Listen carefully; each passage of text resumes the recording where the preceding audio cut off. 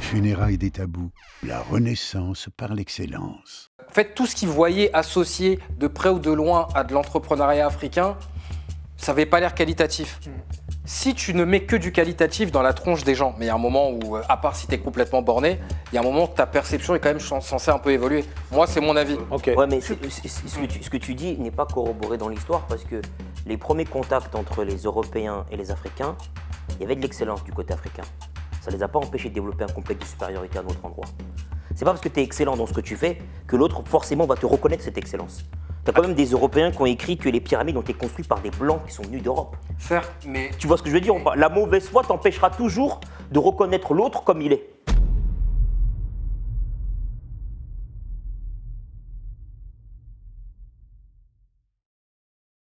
Hotep, shalom, salam, bonjour à toutes et à tous. J'espère que vous vous portez au moins aussi bien que le sens de l'excellence sur les épaules du père des sœurs Williams, ou que le goût des petits garçons dans les yeux du Dalai Lama. Bienvenue dans les funérailles des tabous, votre émission désormais hebdomadaire qui, comme nous l'a intimé France Fanon, participe à la renaissance de la communauté afro, mais par l'excellence. Autrement dit, très loin de la victimisation et encore plus loin de la passivité. Je ne cesserai de vous remercier du plus profond du cœur au nom de toute l'équipe pour tout le soutien que vous nous apportez, toutes les marques de gratitude, en likant, en partageant, mais avant tout en vous abonnant en cascade. Ne cessez pas de vous abonner, tant il est vrai que cela constitue pour nous un véritable carburant, puisque la route est encore longue, semée d'embûches, mais surtout semée de positivité. Alors, aujourd'hui, on ne pouvait pas faire un thème qui colle au plus près de l'émission. Mais avant de vous en parler, je vais d'abord aussi introduire les deux têtes pensantes de l'émission, les deux chefs d'orchestre de l'émission, le chevalier Saint-Georges de la réalisation, le grand frère Philippe Fabignon. Écoute, merci pour cette description, Herman, et je suis très content, une fois de plus, d'être dans cette émission, et je pense qu'on va apprendre beaucoup de choses sur cette thématique. Voilà. Ainsi que notre char d'assaut de la rhétorique, le Cicéron, avec des rastas, l'homme au verbe tranchant et droit, notre maître Tamboulam Beko. Merci, et merci pour l'invitation. C'est avec beaucoup d'humilité, beaucoup de modestie que je vais essayer de participer à ce débat et essayer de produire de l'excellence. Très bien, on peut te faire confiance là-dessus. Ceux qui te connaissent peuvent le confirmer. Alors, avant de vous présenter notre brave, noble et excellent invité, comme toujours, je vais planter le décor. L'exception confirme la règle. Phrase que l'on connaît tous, n'est-ce pas? Qui nous montre que dans des règles, il y a toujours en marge des cas qui sortent de la règle. Néanmoins, il faut se concentrer sur l'exception. Ce qu'on ne sait pas toujours, c'est que c'est cette phrase qui permet aux dominants de maintenir de manière injuste un groupe de dominés. En nous faisant oublier que si l'exception confirme la règle, eh bien, l'exception crée une nouvelle règle. Pendant des décennies, voire même des siècles, la communauté afro a été cantonnée à un rôle de bête de somme, à un rôle de médiocrité sur le terrain intellectuel. Et depuis quelques décennies, aux États-Unis, en France, sur le continent, des destins individuels surgissent, témoignant d'une véritable force excellente, d'un véritable génie. Et aujourd'hui, autour de cette table, nous avons des illustrations parfaites pour aborder de front cette thématique. La Black Excellence. S'agit-il d'une hype, d'un mouvement passager, élitiste qui exclut le plus grand nombre, ou alors s'agit-il d'une véritable locomotive collective? Pour aborder cette thématique, j'ai la chance d'accueillir le frère Michael Kamdem. Bonjour frère. Enchanté, et écoute, merci pour l'invitation, c'est avec plaisir, c'est avec plaisir de pouvoir développer cette thématique qui me tient à cœur, donc merci pour l'invitation. Merci à toi, la sœur Maïmouna. Merci pour l'invitation, et je suis ravie de pouvoir échanger avec vous aujourd'hui. Bien, sois la bienvenue. Et enfin le frère. En tout cas, moi c'est Prince, enchanté en tout cas, et ravi d'être là. Et petite anecdote, j'ai un groupe avec des amis sur WhatsApp, et il y a un an, j'avais transféré une émission à vos débuts, et je leur avais dit, regardez cette émission-là, c'est super intéressant, et Il y a une vraie force qui s'y dégage et j'aimerais y participer un jour. Et on dit que la parole est créatrice, je suis là aujourd'hui. Et voilà, Donc une ça belle fait plaisir. introduction, là. La parole est créatrice, la pensée positive, la loi de l'attractivité.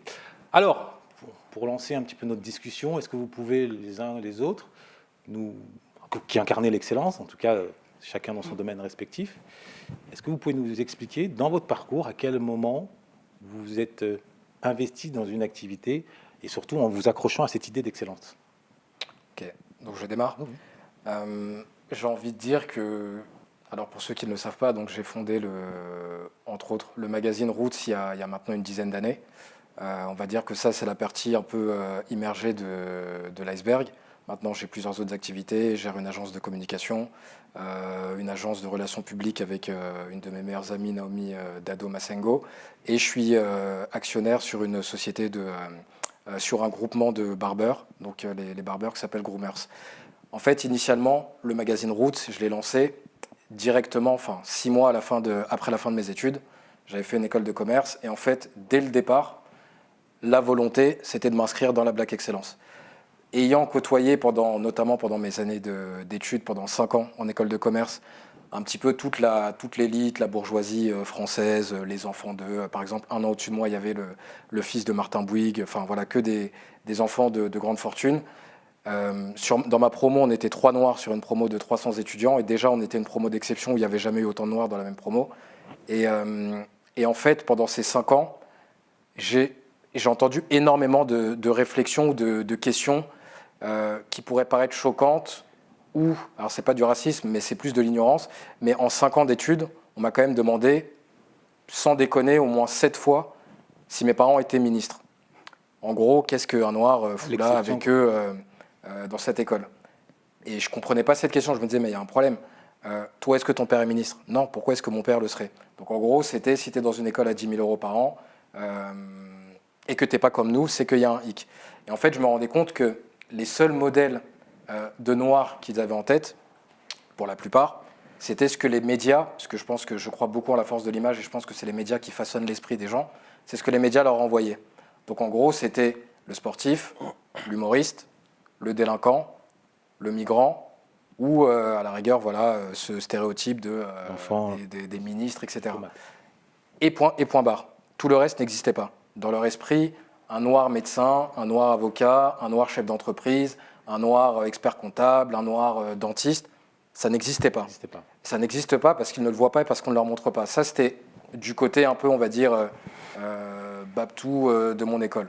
Maintenant, à côté de ça, moi, j'ai grandi dans le 19e arrondissement et j'ai vu même autour de moi des frères noirs qui eux-mêmes s'auto-persuadaient qu'en fait, on n'avait pas le droit à l'excellence parce qu'ils ne la voyaient pas et parce que pour eux, ça semblait inatteignable. Et donc, concrètement, c'est pour ça que dès la fin de mes études, je me suis dit non, il ne faut pas attendre que les autres fassent pour nous. Donc, c'est à nous de montrer que l'excellence existe, c'est à nous de la promouvoir. Et on va dire que ça a été un peu mon cheval de bataille sur les 12 dernières années. Donc double motivation en réaction aux stéréotypes raciaux et motivation pour encourager, ou en tout cas pour casser le plafond de verre mental de ta communauté dans le 19e notamment. Exactement. Très bien. Alors, moi, pour commencer, je vais juste me présenter pour... Ah oui, là pour ça. Donc, je suis opticienne et artisane lunetière. C'est-à-dire que je fabrique les lunettes de A à Z en fonction de la morphologie du visage. Donc, en fait, je suis vraiment opticienne, mais beaucoup plus. Et Artiste de la lunette. On va dire ça. Et donc, du coup, je travaillais en magasin pendant 10 ans et j'ai constaté un manque, une absence en fait de montures colorées, mais surtout des montures adaptées à nos visages, parce qu'on a une morphologie qui n'est pas identique aux Européens. Et aujourd'hui, toutes les montures sont fabriquées en fonction des morphologies européennes. Donc, on n'a pas de monture qui se pose bien sur le nez, la bonne longueur de branche. Donc, j'avais cette motivation à proposer en fait un équipement adapté à notre morphologie de visage. D'accord, donc c'est ton expérience au sein d'une institution classique qui t'a incité à vouloir prendre ce marché, mais en tout cas répondre à cette excellence. Oui, et répondre, bien sûr. D'accord. Ouais. Depuis combien de temps maintenant? Plus de 10 ans. Plus de 10 ans. Opticienne, ouais. Très bien, merci. Moi, je m'appelle Prince Wangpo Johnson. Donc, du coup, pour la petite histoire, moi, je suis né au Nigeria, d'origine béninoise par mon père et ghana par ma mère. Du coup, je suis arrivé en France quand j'avais 15 ans. Donc, j'ai appris le français vraiment ici. Et ça fait bientôt 15 ans que j'évolue dans le secteur de l'industrie pharmaceutique. Donc c'est vraiment mon cœur de métier. Et il est arrivé un moment où je me suis dit que je tournais en rond. Et on dit souvent que l'habitude, c'est l'art de mourir sur place. Et je me suis dit, donc c'est pas possible. J'excellais vraiment très bien dans mon métier de délégué médical. Mais je devais vraiment retourner vraiment sur le continent pour aller me reconnecter à mes racines. Du coup, je suis allé au Ghana, fin décembre 2019.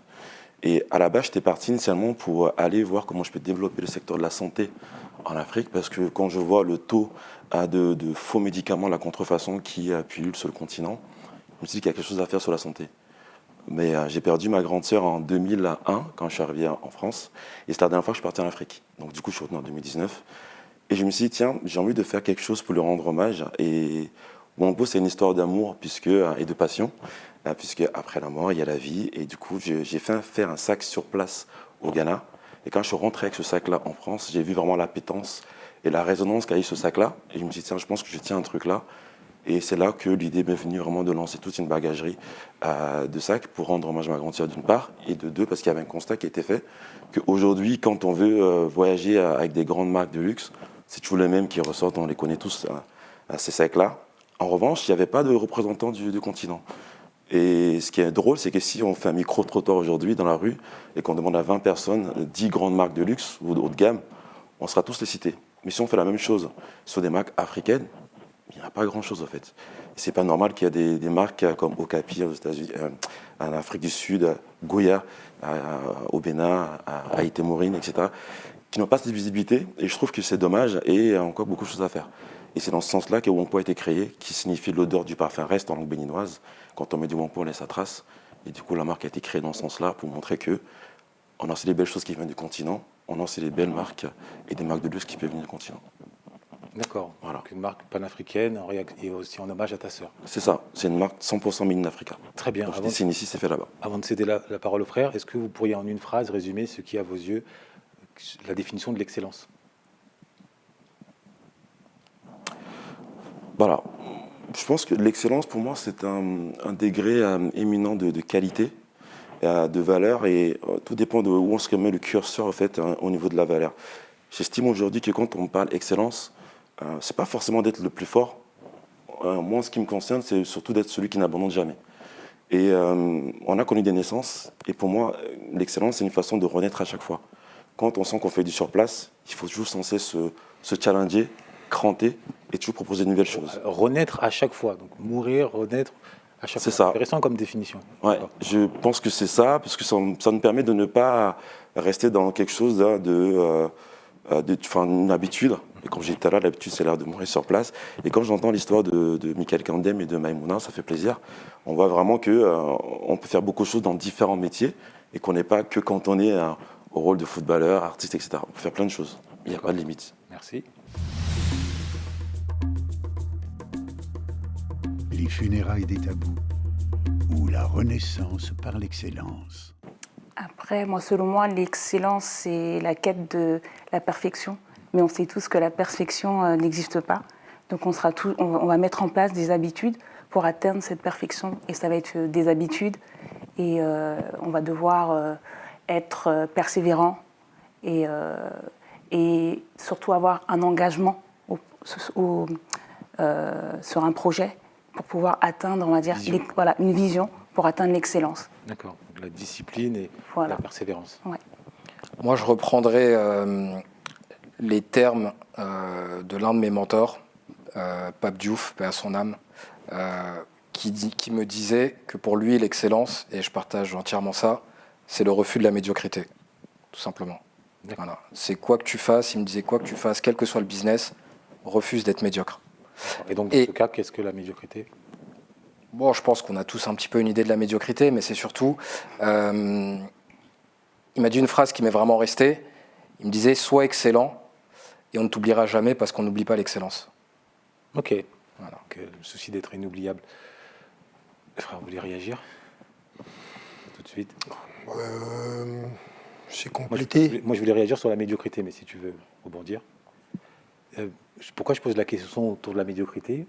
Ça me semble être un peu un sentiment comme un peu la jalousie. La médiocrité et la jalousie n'ont pas de miroir. Je connais personne médiocre qui se dit c'est médiocre. c'est médiocre. Donc c'est pour ça que la définition est importante. Donc à quel moment, où se situe la frontière entre, enfin la frontière, même si c'est les deux antipodes, mais à quel moment on se sait médiocre, comment se savoir médiocre, ou à l'inverse, à quel moment se sait-on excellent. Je prends l'exemple de beaucoup de frères qui se lancent dans le rap, par exemple, qui font du freestyle sur les réseaux. Et parfois tu vois des likes ou des commentaires dithyrambiques. Ah frère, force, t'as tué ça. Mais quand tu tends l'oreille, C'est pas que c'est totalement Tu vois faux.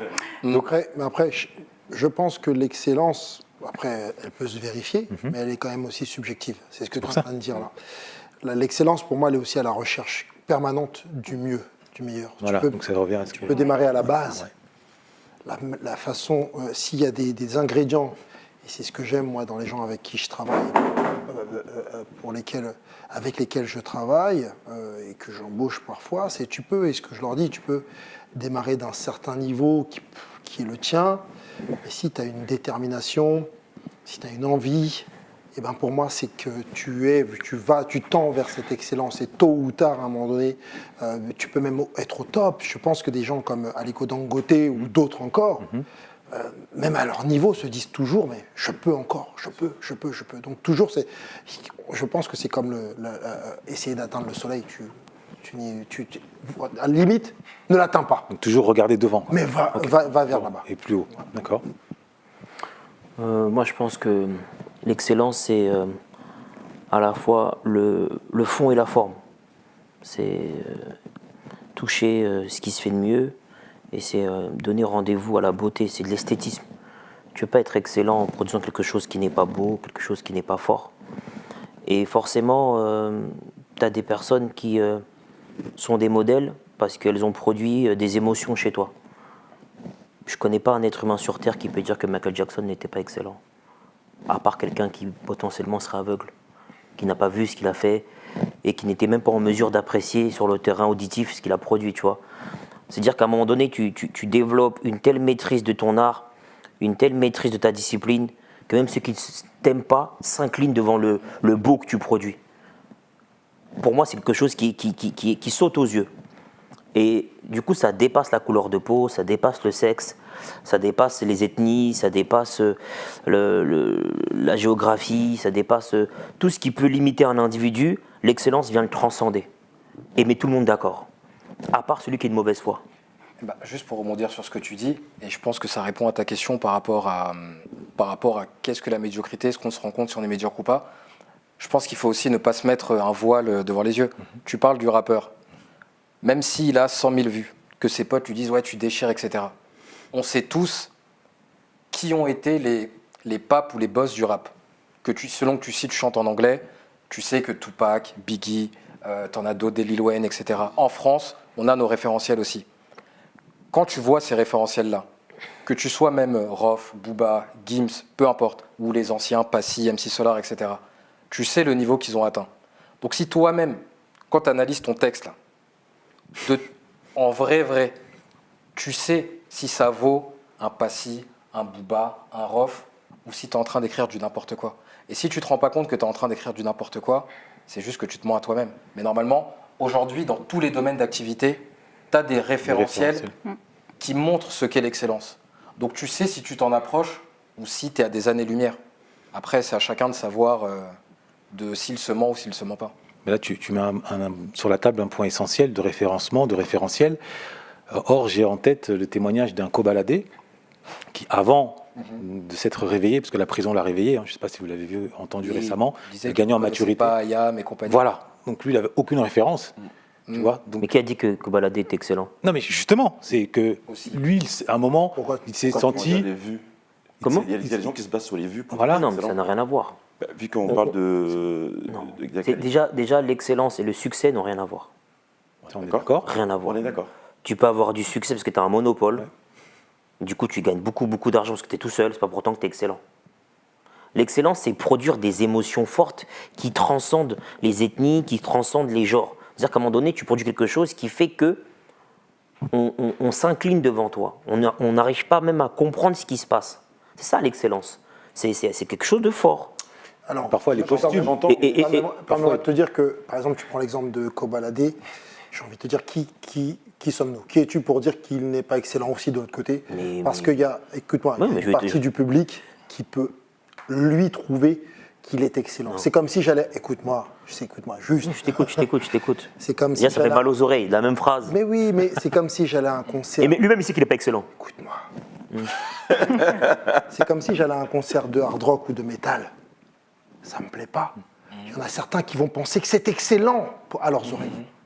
Comment tu peux dire? Non. C'est que. Critères, Mais si. critères d'excellence. Mais non. Mais les cris, c'est très subjectif. Parce que je rebondis sur ce qui Si, dit Mickaël. si ces gens-là vont à la recherche constamment, par contre, si, comme tu le dis, ils vont. Après, le beau pour toi n'est pas forcément le beau pour Pour moi. un autre. La belle pour moi n'est pas la. Eh oui, attends. Oui, mais quand tu rentres dans un palace 5 étoiles, que t'aimes ou pas, tu sais que face à toi, t'as un truc où ça ne joue pas.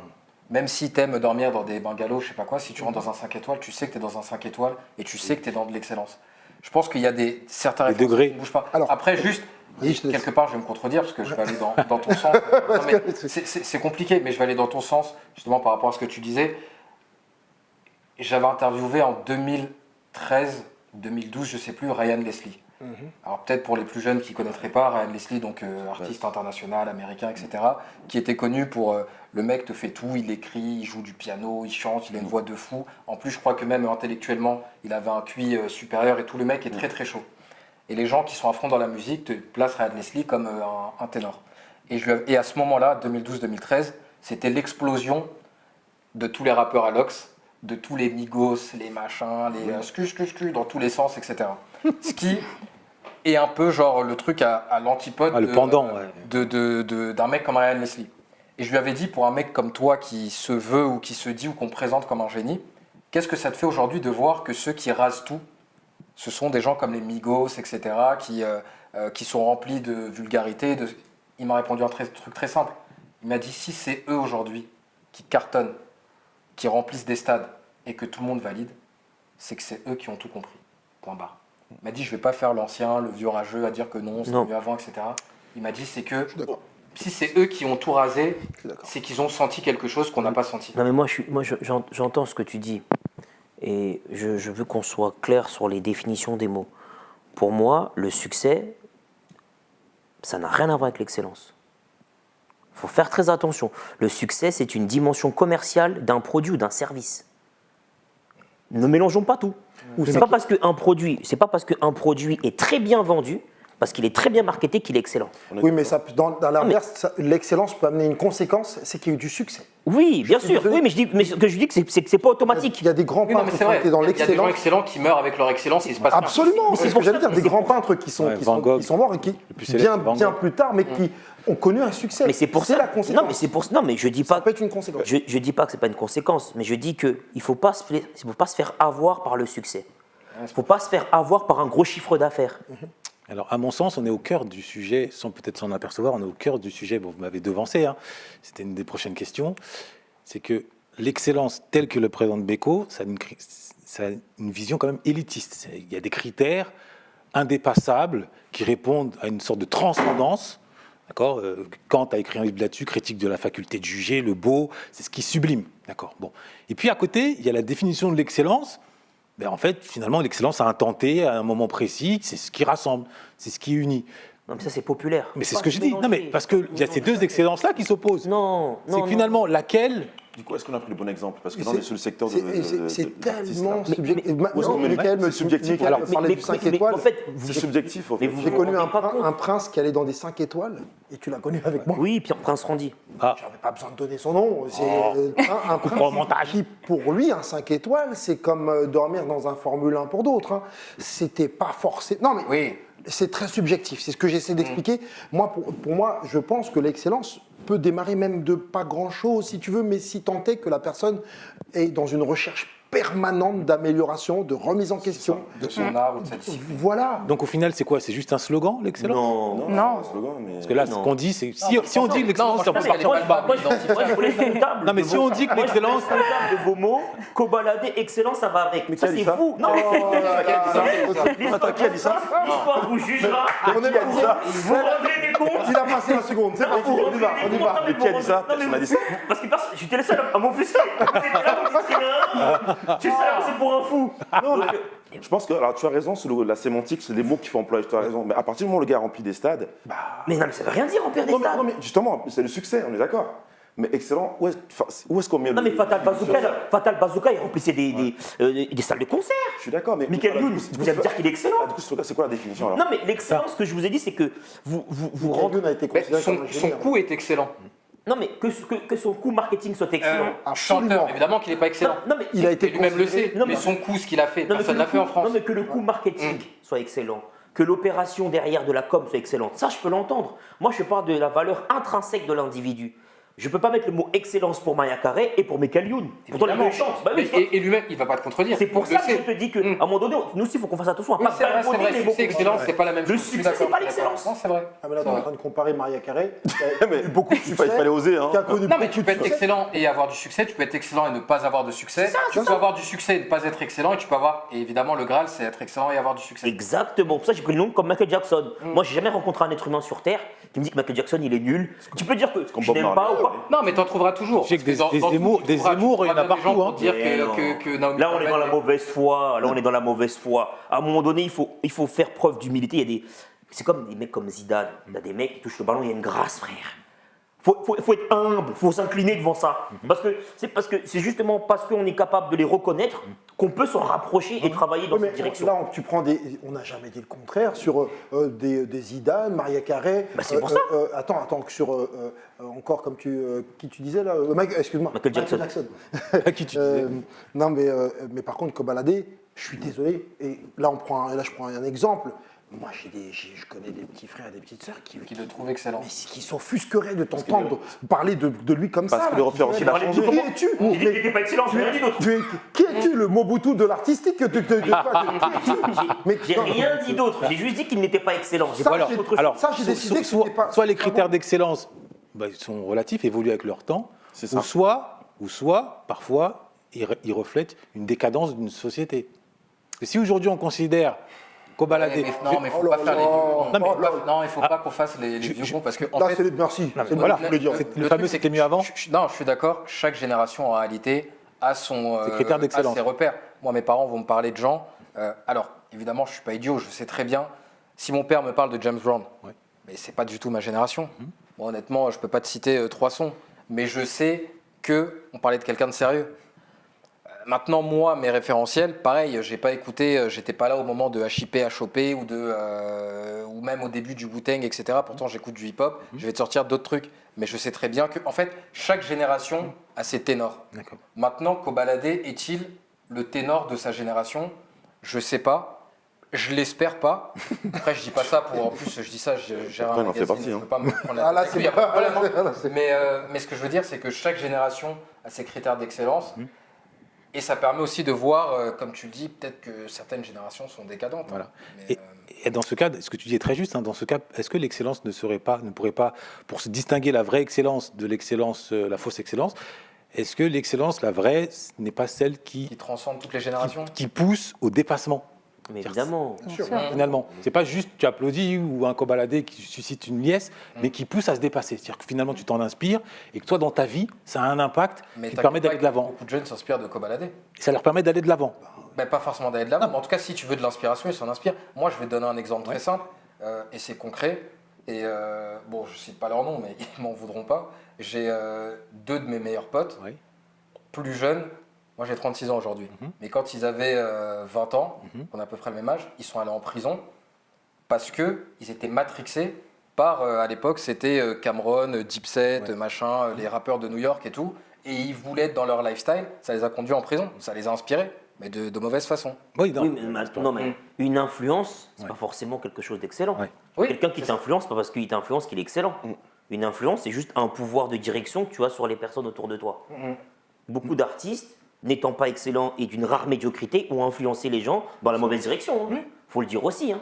Après, on parle d'excellence là, qui est plutôt immatérielle, qui est artistique, qui est très dur à juger en termes de curseur, mais après l'excellence Artisanale. artisanale, Ouais, qui est le plus plutôt objectif. matérielle, qui est Mais dans tous les peut-être un peu domaines, des c'est critères. subjectif. Ouais. Dans tous les domaines, qu'il Alors- s'agisse d'un top modèle, qu'il s'agisse de nourriture même. Bon, même si la nourriture, non, je c'est crois pas que la ça même met chose. plus tout le monde d'accord. Mais... Ouais, quand même. Ouais. Là, on parle de sac. Si je te parle de montre, moi Ouais. je suis, bon, même si j'ai pas une montre d'excellence là, mais quand tu parles de montre, c'est vraiment le temps que ça a pris, Détail. les matières, le détail, la composition. Je pense que ça, on peut quand même. Tu Bien me sûr, diras bien ce que tu en sûr. penses et vous me direz, vous, Bien sûr. avec les sacs et les lunettes, si on va dans ce sens-là, l'excellence, c'est quoi pour Bien vous? sûr, l'excellence, ça va être trouver les bons matériaux, les finitions du produit, mais également tout ce qui va après la vente, c'est-à-dire le service après-vente, le suivi. Et ça, c'est important de penser à l'après, après la vente. Donc c'est tout le service. C'est tout le service, oui, après. Ouais. Dans mon cas, moi, je dirais plus que une marque elle dégage une puissance elle est puissante quand elle dégage une âme. Et lors des différents salons que j'ai pu faire, en fait, je me rends compte que les mots que les gens me disent quand ils touchent les sacs Wanko, c'est on voit vraiment une sensibilité au niveau des définitions, des finitions. Et l'intérieur, il y a du velours et du daim. Et quand les gens y touchent, ils disent ah oui, effectivement, c'est pas ce à quoi on pensait en fait. On voit vraiment que c'est un produit haut de gamme, quoi. Et donc du coup, je me base plutôt sur les détails et l'émotion que ça procure chez les gens en fait. Mais le temps que vous passez, par exemple toi Maïmouna, sur Ouais. tes montures, combien de temps tu passes en moyenne pour être satisfaite à 200% du résultat que tu obtiens? Après, ça va dépendre vraiment du travail que le client me demande de faire. Donc ça peut passer, je peux prendre 6 heures, comme 2 jours, 3 jours. Ça va vraiment dépendre du matériau, des finitions. Il y a beaucoup de paramètres, voilà, de critères qui va jouer sur le temps passé sur la création. Les funérailles des tabous ou la renaissance par l'excellence. Mais si on vous suit bien, l'excellence pour vous rimerait avec, d'une certaine façon avec science, avec scientificité. Bah, Le souci c'est du un détail, dépassement de l'équation. soi, c'est une passion. Donc, c'est-à-dire que quand on travaille sur le produit, on va déjà transmettre de l'énergie, on va être vraiment dans la création. Et la notion de méthode, est-ce qu'elle rentre en ligne de compte ou pas? Bien sûr, ça c'est important d'avoir une méthode, d'être formé aussi. Donc, Est-ce que excellence, ça rime, en tout cas ça peut s'allier aussi bien avec afro que l'excellence qui... Oula, ne fronce pas, je jette un pavé. Hein. Est-ce que, parce que j'ai l'impression que parfois dans la communauté, on doute de nous-mêmes Et là, ça Ben, dit- et qu'on va chercher plutôt l'excellence chez les Italiens. Ben, on va en On va parler. aller chercher chez les Allemands. c'est là où On va aller chercher, je parle en matière de voiture, on va chercher en matière même de... Nous, la musique, le sport, alors là, ouais, on est excellent. Mais alors le reste, j'ai l'impression que ça... On a des gros doutes. Là, tu fais la transition parfaite. C'est pour ça que je parlais de méthode. Parce que, est-ce qu'on est formé pour, déjà, dans notre communauté, qu'on a le désir d'être excellent? Je pense tout être humain, à part quelques-uns, on a le désir d'être excellent, mais entre la destination et le point de départ, le chemin passe par une méthode, passe par une formation très souvent, autodidacte de temps en temps. Mais est-ce qu'on a ce rapport-là? Est-ce que vous l'avez observé? Est-ce qu'il y a une nouvelle génération sous vos yeux qui émerge et qui a ce souci de la méthode? Je pense, oui, qu'il y a une nouvelle génération qui est effectivement soucieuse de la méthode. Alors, si je prends le cas du coup de... Philippe, Merci de Philippe. Sinaï pour les intimes. Oui, moi j'ai entendu lorsque les gens rencontraient les sacs de Wanko. Alors, merci, j'ai beaucoup d'amour de la part de la communauté Wanko, mais j'ai aussi entendu des gens qui disent ah ouais, je ne vois pas les sacs comme ça en fait. Et pour moi, c'était un truc badin parce que dans le référentiel de certaines personnes, nous les noms, on ne peut pas faire des sacs haut de gamme en fait. Voilà. Parce que c'est Vuitton, c'est Dior, Oui. c'est Fendi, etc. Tu sors d'où en fait? Il y a même des gens qui se permettent de donner une valeur à mon sac en fait, parce qu'ils se disent mais ton sac, et pourquoi il vaut ce prix-là en fait? Non. Et quand ils touchent le produit, qu'ils voient les détails, ils comprennent qu'il y a un travail derrière. Et donc c'est aussi nous créateurs aussi à élever le niveau et qu'il y a, on peut pas être seul dans ce combat en fait. Il faut que toutes les personnes qui sont dans ce chemin soient au même niveau d'excellence. Donc nous les créateurs, les médias aussi. Et les personnes, parce qu'il n'y a pas de leader, entre guillemets, je dirais plus les personnes qui ont beaucoup de visibilité doivent aussi jouer le jeu. Parce que quand je dis ça, en fait, jusqu'aujourd'hui, par exemple, on en parlait tout à l'heure des Un maître artistes. Mbeko ou un Philippe qui se balade avec ton sac, on va savoir forcément Par exemple. c'est un sac de qualité. Par exemple, mais il faut aussi du coup donner la chance, en tout cas, à ces personnes qui se battent et qui ont une histoire derrière, qui a un storytelling, parce que Les grandes marques, la plupart d'entre eux ne connaissent pas l'historique de ces grandes marques-là. Il faut juste une validation sociale. Tiens, moi j'ai du Vuitton, donc du coup j'ai envie de le mettre. Mais le gars qui a sorti Maïmouna, qui a ses lunettes, ou Wankou, qui a ses sacs, il y a un travail qui est derrière. Regarde le temps qui est passé dedans, regarde les détails, les finitions, et laissez la chance se produire. En fait. Où sont les produits là? On peut les voir? C'est la question. Non, parce qu'en télévision, Ah oui. dans le Bien domaine sûr, dans bien lequel sûr. je travaille, on dit on ne parle pas de ce qu'on ne voit pas. Ah. Si je ne le vois pas, j'ai du mal à... Et là, tu m'as suscité un besoin, une envie, c'est de voir ce sac. Est-ce qu'on peut t'en as un là? On peut demander aux équipes d'en amener un éventuellement ou qu'on puisse le montrer aux caméras, ça serait oui. intéressant. J'en ai un, effectivement. C'est génial. Est-ce que si quelqu'un nous entend, peut nous amener un Il est un situé sac? où? Il est où? Il est juste. C'est intéressant de le voir. Merci. Merci à vous. Bon, comme me l'a enseigné le grand frère Philippe, en télévision, on ne parle pas de ce que l'on ne voit pas, étant donné qu'on ne croit que ce que l'on voit. Et en l'espèce, là, eh bien, les ambassadeurs de l'excellence, dans leurs œuvres, ils nous ont amené de quoi voir. Ton honneur. Merci. Là, j'ai une création, une paire de lunettes de soleil, donc créée donc pour moi-même. Donc là, on a une incrustation de tissu wax à l'intérieur de l'acétate avec des petits détails.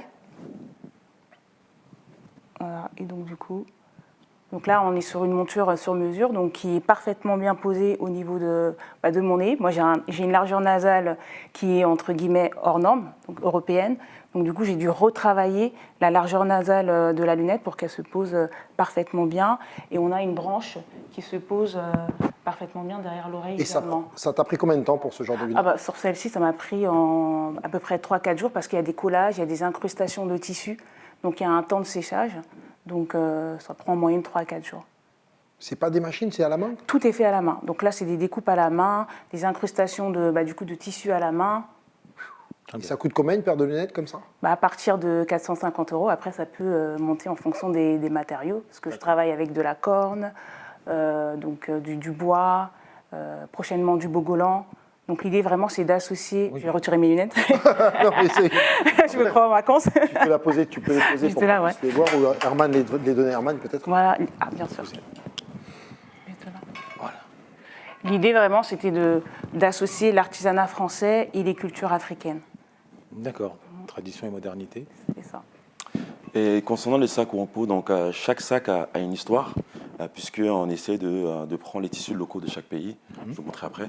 Et l'idée au fait derrière tout ça, c'est qu'on valorise vraiment le travail, en tout cas l'expertise de chaque pays sur le continent. Et essentiellement, nous, on a fait les sacs de voyage essentiellement. Donc là, c'est un tote bag qui vient de sortir, et l'idée vraiment ça, c'était, comme on disait, de renaître à chaque fois, c'est de montrer, proposer d'autres types, en tout cas, d'alternatives aux sacs de voyage. Du coup, chez Wampo, on peut trouver des sacs qu'on peut mettre en cabine dans l'avion. On a aussi des sacs miniatures et du coup, les tote bags maintenant. Et la gamme de prix? Attendez, celui-ci, il a 150 €. La signature, du coup, des sacs Wampo, c'est vraiment au niveau des détails. Et l'intérieur, c'est du velours, comme je disais tout à l'heure. Je ne sais pas si on peut voir. Tac. Voilà. Hop là, je ne sais pas si on peut le voir. Voilà, c'est du velours rouge. Ça, c'est la signature de la marque. Mon iPad qui rentre dedans, etc. Donc voilà à peu près ce qu'on propose. Combien de temps de fabrication pour ça? Du coup, il faut savoir que du coup, au niveau de la découpe, le patron qu'on dessine, etc., tout l'accessoire qu'on doit réunir, il faut compter à peu près à 4-5 heures pour ce sac-là. D'accord. Ouais. À la main? À la main. Ok. D'accord. Félicitations. Merci Puis beaucoup. le magazine Roots du frère Michael, bon, il n'y en a pas un exemplaire là, mais moi je peux en attester, c'est le château de Versailles des magazines. En termes d'esthétique, en termes de précision, c'est vraiment quelque chose, vraiment, on le regarde d'abord, on l'admire. Tellement chaque page, le moindre souci du détail sont au rendez-vous. Donc là-dessus, je ne cesserai de vanter ses mérites. Vous incarnez plus que quiconque à ce niveau-là, à l'échelle de notre communauté, cette excellence. Maintenant, une question aussi qui survient. Est-ce qu'on ne reconnaît pas l'excellence, ou sa propre excellence, à notre entourage? Finalement, quand on est entouré de personnes excellentes, c'est-à-dire que moi, quand je suis à côté de Philippe, je suis à côté de Beko, je me regarde, je me dis, je pense que je dois avoir une certaine qualité. Est-ce que vous pensez que c'est un critère valable? Mais évidemment que c'est un critère. Absolument. On est la somme des 5 personnes qu'on côtoie au quotidien. J'ai retenu cette phrase. Développement personnel, Brian Tracy. sorti. Brian Tracy, Non, c'était même, page 88. c'était même dans la Bible. C'était dans la Bible. Dis-moi qui tu fréquentes, je te dirai qui tu es. Absolument. C'était avant que le développement personnel n'existe. Donc, Je sais qu'il aime pas ça. non, je suis contre le développement personnel. Il en faut pour tout le monde, chacun sa Beko qui paroisse. cite la Bible. Beko qui a- La liturgie. Non, c'est la culture générale. La culture générale. Je peux citer son ancien adhéré, hein. Il n'y a pas de malentendu. Mais c'est important de dire que oui, on est la somme des personnes qu'on fréquente parce qu'il y a de l'énergie qui circule. C'est ça. Et c'est important de le préciser à chaque fois parce que les gens n'ont pas tendance à croire à l'invisible. C'est-à-dire qu'ils ont tendance à oublier que le vent existe alors qu'il est invisible. Et les énergies qui circulent dans une pièce, les énergies qui circulent lorsqu'il y a des interactions entre les individus, elles sont invisibles, mais elles existent vraiment. Et si tu malheureusement consacres du temps à des personnes qui sont approximatifs, qui sont médiocres, qui sont paresseux, tu finiras comme ces personnes que tu fréquentes. Et inversement, C'est ce que j'allais dire. si tu fréquentes des gens qui sont ambitieux, qui ont de l'énergie, qui voient haut, qui voient loin, C'est contagieux. nécessairement ils vont te contaminer, ils vont t'emmener vers leur chemin. Elle est là aussi, Ils la vont recherche. t'emmener aussi dans une logique d'amélioration de soi. La recherche de l'excellence, elle est C'est- clairement c'est là. tout ça. c'est ce que je voulais Et dire. pourquoi je dis ça? Parce que moi, je ne peux pas, et je le dis souvent, mettre en avant une personne, mettre en avant un produit que je ne consomme pas moi-même. Moi, quand je parle par exemple de Maïmouna, c'est des produits que je consomme, c'est Maïmouna. Souvent, on me demande où est-ce que j'achète mes lunettes. Bah, une bonne partie de mes lunettes, elles ont été achetées chez Maïmouna. Parce que c'est quelque chose auquel je crois. Et bien souvent, chez nous, on a un défaut, c'est qu'on va chanter l'excellence de l'autre, on ne va pas soutenir l'autre financièrement. Comme disait Tanguy, le soutien Passe par la caisse. Et ça, c'est un problème qu'on a chez nous. C'est-à-dire qu'on va passer devant le stand du frère, on va passer devant le commerce de la sœur, on va voir que le produit est bon, on va faire un commentaire, mais on ne va pas acheter. Et on va partir. Et après, on va se plaindre que nous, on n'a pas de millionnaires, on n'a pas de frères et sœurs millionnaires. Mais si on ne les soutient pas, si on ne donne pas notre argent et notre énergie, comment ils vont devenir millionnaires? quand il le mérite. Quand ils le méritent. Et ça, c'est un problème chez nous parce que je sais que beaucoup des nôtres ont du mal à enrichir les autres. Mais c'est un problème. La mentalité du pauvre. On parle de reconnaissance à un moment donné. Ils ont du mal à enregistrer, oui, les nôtres de la communauté, ils peuvent Oui. les dépenser 30 Mais 000 oui, bah oui, chez bah Balmain, c'est ça. mais ils ne vont c'est pas te dépenser 30 000 chez un créateur afro. C'est ce que Ils ça. vont avoir l'impression que tu les as égorgés. Mais c'est ce que je dis. C'est ce que je dis. C'est vrai. C'est pour ça qu'il faut crever cet abcès. Ouais, mais alors ça, si je peux me permettre, et justement, c'était par rapport à ce que tu disais tout à l'heure, quand tu disais que oui, les frères, ils n'auront pas de mal à aller dépenser chez Gucci X ou Y, mais le truc, en fait, c'est que il faut comprendre aussi d'où on part, sans faire de la sociologie à 3 francs 6 sous, mais le truc, c'est que pour beaucoup, le vêtement chez l'afro, c'est une marque d'élévation sociale. Montrer que, voilà, je peux, que, J'ai de la valeur. que mon sac vaut 3 000, parce qu'on connaît tous les prix de Vuitton, on ne connaît pas les prix de ta marque. Donc quand on se balade avec ta marque, celui qui se balade avec ta marque et qui a envie de montrer qu'il est chaud, il ne peut pas montrer qu'il est chaud. Quand il est dans son Range Rover, il sait qu'on connaît tous la valeur d'un Range Rover. Il sait qu'on connaît tous la valeur d'une Rolex. Il sait qu'on connaît tous la valeur de Vuitton. Donc il veut te montrer qu'il a réussi en mettant ces choses-là qui vont, pour lui, le valider aux yeux des autres. Donc je pense que c'est ce qui nous fait défaut. Maintenant, la seule chose, c'est qu'il faudrait arriver à porter nos marques aussi haut que ce que d'autres ont réussi à faire. Mais ça, il faut derrière ça créer une Non, des expérience. Alors, il faut juste, on appelle ça modéliser. Ah oui. Dans l'histoire de la marque Rolex, le Rolex n'est pas arrivé comme ça. Un Rolex est arrivé simplement en mettant ses montres sur des gens qui, par exemple, C'est ça. montaient l'Everest, partaient dans les sous-marins, donc à la Submariners, pour montrer qu'elles étaient très, très résistantes. Il faut simplement qu'aussi on se serve et qu'on soit plus les uns ensemble. Et Porte son sac. si un grand sportif prend son sac, si médiatiquement on monte cette marque, à un moment donné, elle pourra Et c'est la responsabilité aussi de nos têtes d'affiche. Oui, c'est ça. Je te donne un exemple tout bête, et ça c'est la grande force des anglophones. Par exemple, à Londres, alors j'ai oublié le nom, j'ai pas envie de dire de conneries, mais il y a je crois que c'est un Ghanéen ou un Nigérian qui avait lancé une marque de chaussures. Un peu comme là où nous avons Goya ici à Paris avec Rodrigue, qui est d'origine béninoise. Toutes les grosses têtes Naija ghanéennes de Londres, parce que là-bas, ils ont des millionnaires versés. Ils ont dit, OK, le petit, là, ce qu'il fait, c'est de l'excellence. Plutôt que de toujours aller chez Weston, chez je ne sais qui, etc., on va maintenant tous se chausser chez ce gars-là. Ils ont porté sa marque, ils l'ont emmené tout en haut. C'est comme ça qu'on doit réfléchir. Et qu'est-ce qui fait que nous, dans cette communauté, je pense qu'alors là tu me parles d'anglophones, Oui. alors la francophone, qu'est-ce qui se passe? Mais Quel mal nous ronge de penser que quand je te vois toi, ça me met le miroir, ça me met un miroir qui fait que ça me renvoie mon incapacité. Donc je vais dire, hey, si lui il a réussi, c'est que moi aussi je peux réussir. Et je veux pas reconnaître ta réussite. Pourquoi on en est arrivé là? Parce qu'on a, soyons clairs, parce qu'on a beaucoup de cerveaux malades. Mais c'est aussi simple que ça. Il y avait Et- Beaucoup de cerveaux malades. il y a un mal-être Et- sociétal. et Mais j'ai- clairement. Attends, juste, je vais te Ah oui, donner. Honnêtement, je peux pas dire son nom parce que franchement, ce serait trop hardcore. Mais l'un des exemples mais ça m'a tué ce jour-là. Franchement, j'avais envie de pleurer tellement ce qu'il m'a dit, ça m'a mis une gifle. Un géant de la musique africaine. Un géant. On le shoot pour le magazine. Moi, je me dis, ok, lourd. Donc forcément, je vais lui placer des tenues de créateurs afro avec lesquels je bosse et tout, pour eux-mêmes qu'ils puissent utiliser l'image du type et faire mousser leur marque. Donc j'appelle un de mes frangins, Steven Kojak, à la marque French Deal, Mon gars, qui Ben fait des Miami. vêtements, mais c'est lourd, hein, des sûr. vestes en cuir, je sais pas quoi, des chemises, etc. Mais genre des chemises à 800 €, des vestes à on 4000 est dans €, le etc. haut de gamme. Vraiment le haut de gamme.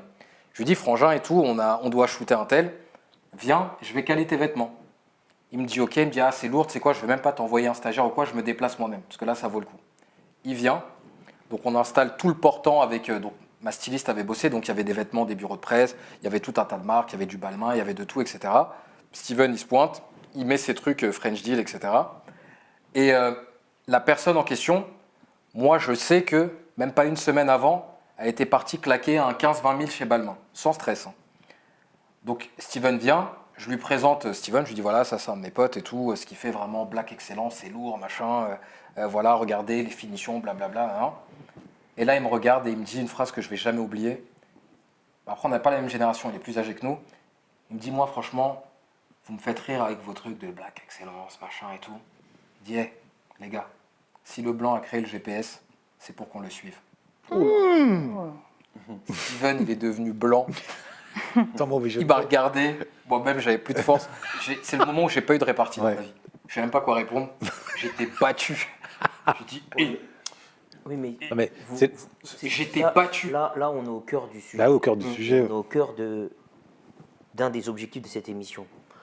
Souvent, on m'interpelle dans la rue, on me dit « Ah, maître, vous dites que macaque, c'est violent, macaque, c'est inapproprié. Ah, il va s'en C'est un tirer. vrai macaque. Mais là, on est dans la macaquerie absolue. Là, on est dans la macaquerie absolue. Absolue. Là, ça, c'est vraiment la quintessence de la macaquerie. Il nous a Non, giflé là, on est dans quand il a dit ça. l'excellence de la macaquerie. Là, voilà. Avec de la macaquerie. Ouais. C'est ça.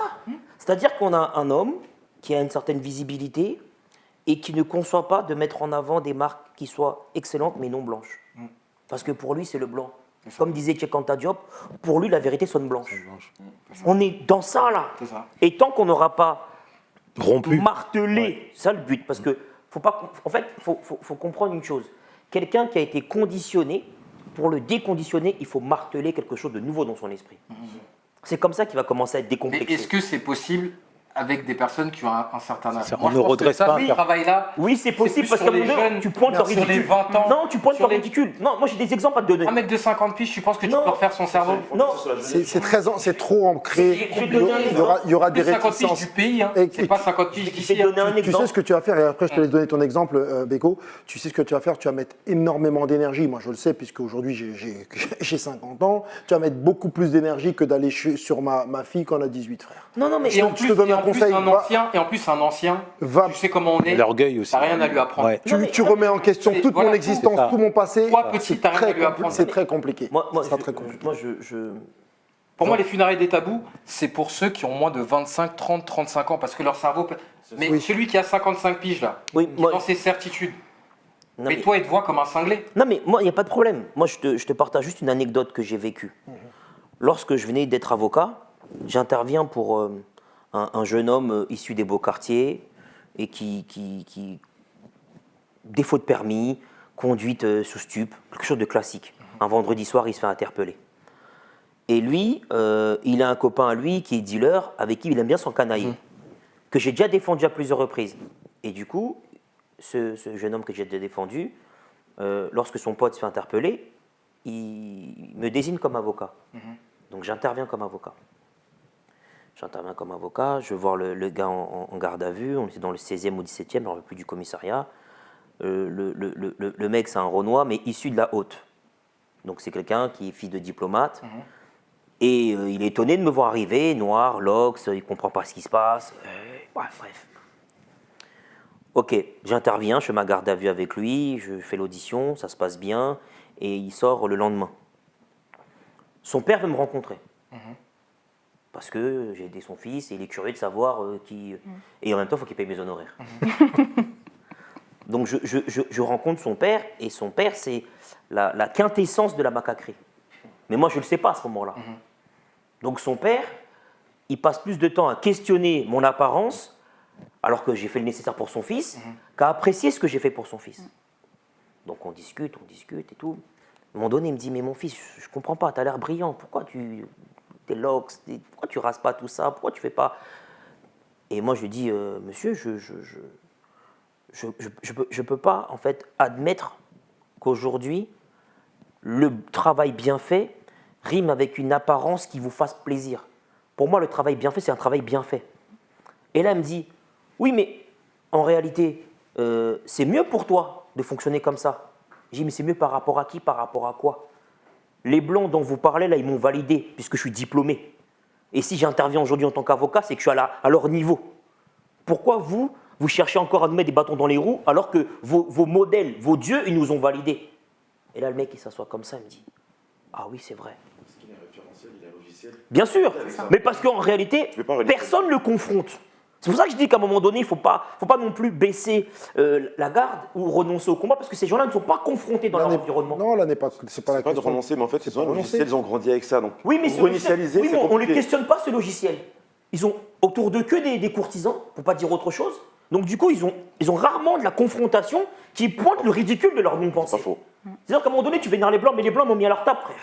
Donc qu'est-ce que tu me racontes? Là, tu parles d'une certaine catégorie de personnes. Non, mais je te parle d'un exemple. C'est-à-dire, par exemple, demain, par rapport à la marque de ton ami, ce tonton, la réfractaire, s'il voit que Pharrell Williams l'invite à un défilé, là, il va porter la queue-marre. Parce que maintenant, Pharrell Williams, il a la tête de Louis Vuitton, c'est un mec qui est sérieux. À ce moment-là, il va faire un parallèle, il va dire « Ok, je valide ».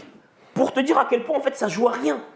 Bien sûr qu'il faut parler aux enfants de 17-18 ans, mais il faut parler à Plus, même plus. Ouais, Non, mais il faut parler à tout le monde. Ouais, mais il y aura des gens qui seront là, j'aime bien ton anecdote, mais tu parles des macaques. Pour moi, les macaques, voilà, c'est bien la macaquerie. Après, il y en a qui sont un peu plus, qu'on la cuirasse, on va les appeler les doigts argentés. Oui. On va les appeler les doigts argentés. Et là, les doigts argentés, là, tu auras du mal. Hein. C'est ça notre problème, c'est qu'on leur parle pas. Mais le problème du doigt argenté qui a de l'argent, qui est cuit, puisque lui-même, il a atteint un niveau. Oui. Il est blindé. Oui. Donc déjà, il est sûr que sa science, sa façon de penser, c'est ça qui était bon. Puisque là, il est arrivé à une élite. Comme tu as dit, il a 1000 courtisans autour de lui. Oui. Donc pour lui, qu'est-ce que tu veux? Ouais, mais moi, je suis qu'une parenthèse. T'es un farfelu. Non, mais moi, je suis qu'un farfelu. Je suis venu, il m'a payé, je suis reparti. Mais crois-moi, il m'a pas oublié. Parce que je suis venu avec quelque chose qui, dans son cerveau, ne rentre pas en temps normal. Crois-moi, il m'a pas oublié. Si j'étais venu, que je m'étais soumis. Ah, merci tonton, merci pour les honoraires, je pars. Non. Tu te trompes, tu sais pas penser.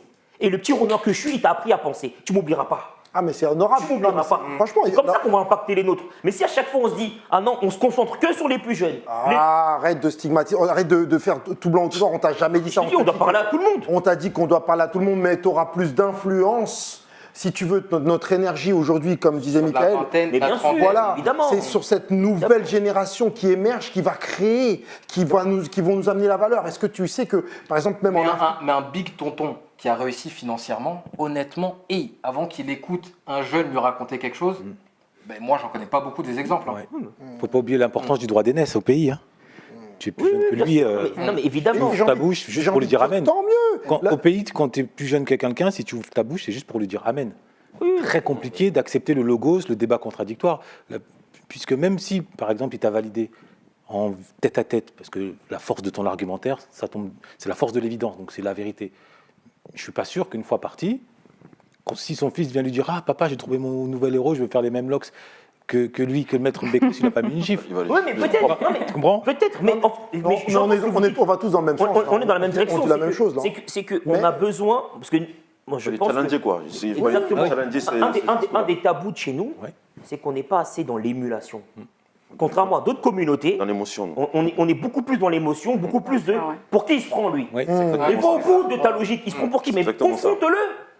Vois ce qu'il a dans le ventre, vois s'il est capable de faire ou pas. Et c'est ça que je dis à chaque fois, c'est qu'on a tendance à être dans une logique de soit on s'évite, Ou soit quand on se voit, on a des discours un peu farfelus, des discours un peu superflus, On y mais va on met pas on va le- pas au Et- cœur du sujet. Après, il y a des chiffres qui vont parler. Là, je sais que, et on en reparlera lors de la prochaine émission qu'on doit faire, l'Afrique aujourd'hui, je crois qu'en 1950-60, ils étaient 670 millions. Aujourd'hui, 1,4 milliard.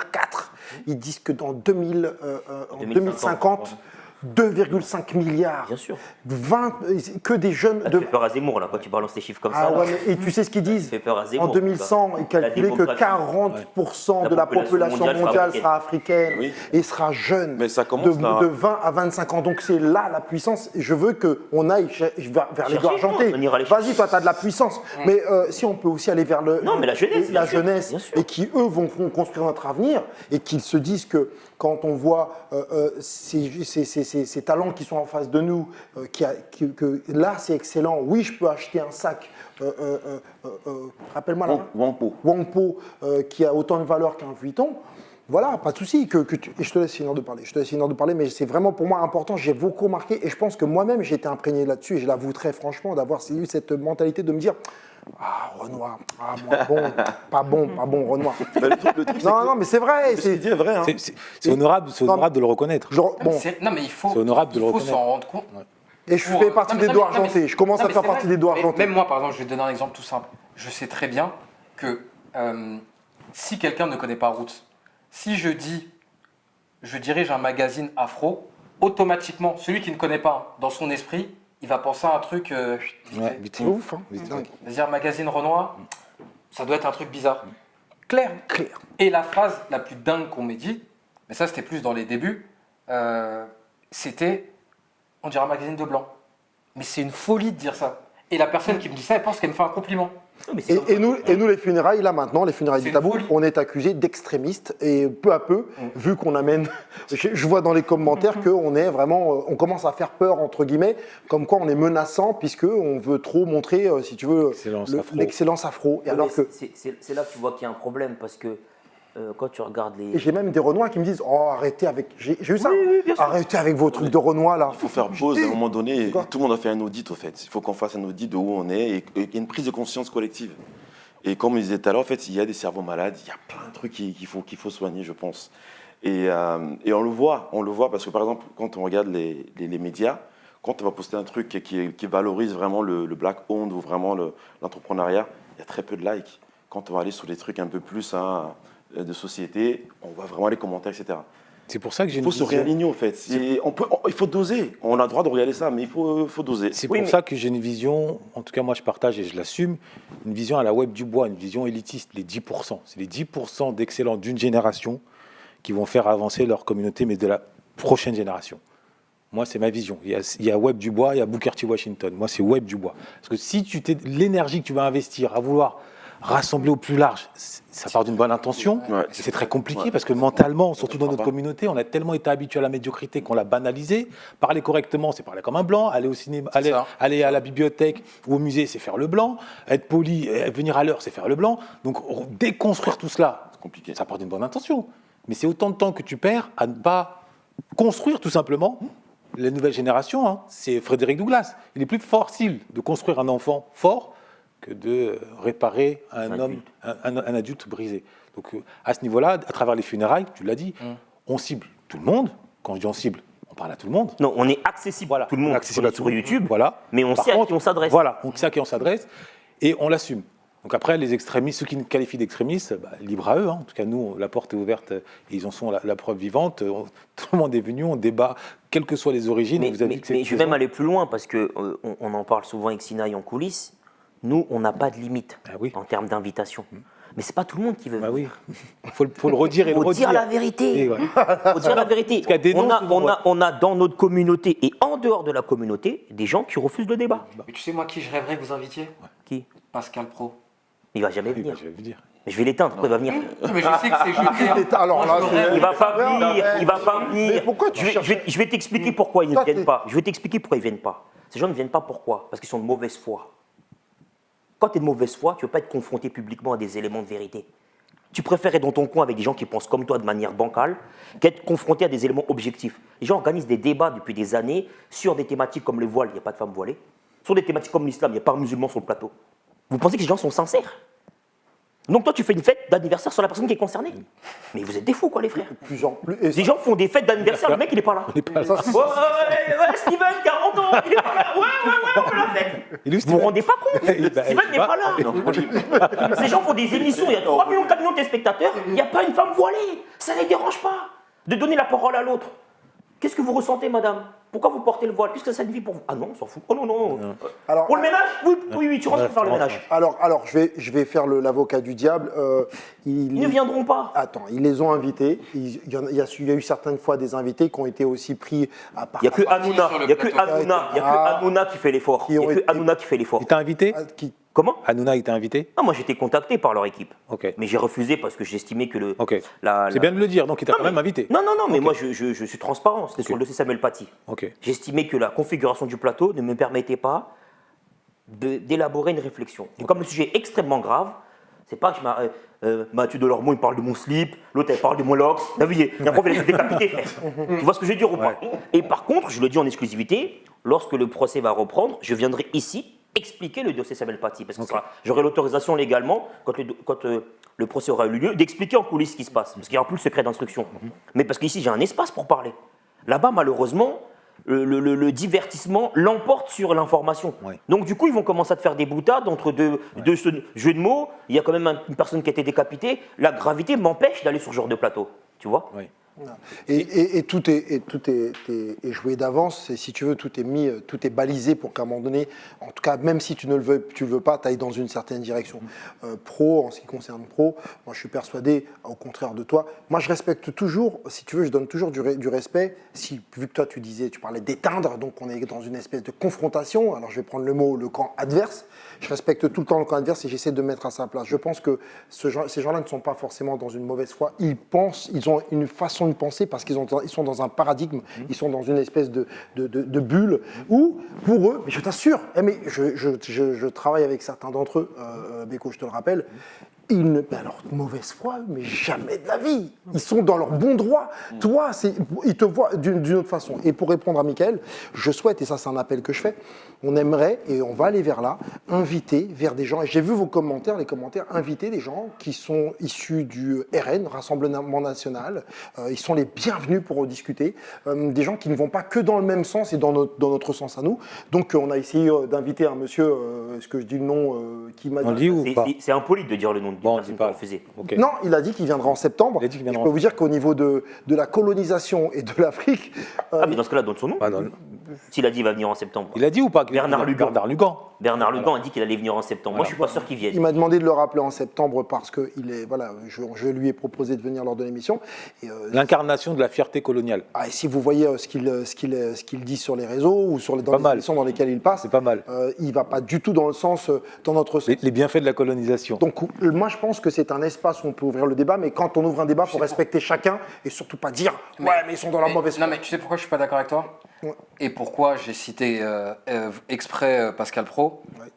Comme tu as dit, tu peux pas faire la fête d'anniversaire de quelqu'un sans que la personne concernée ne soit présente.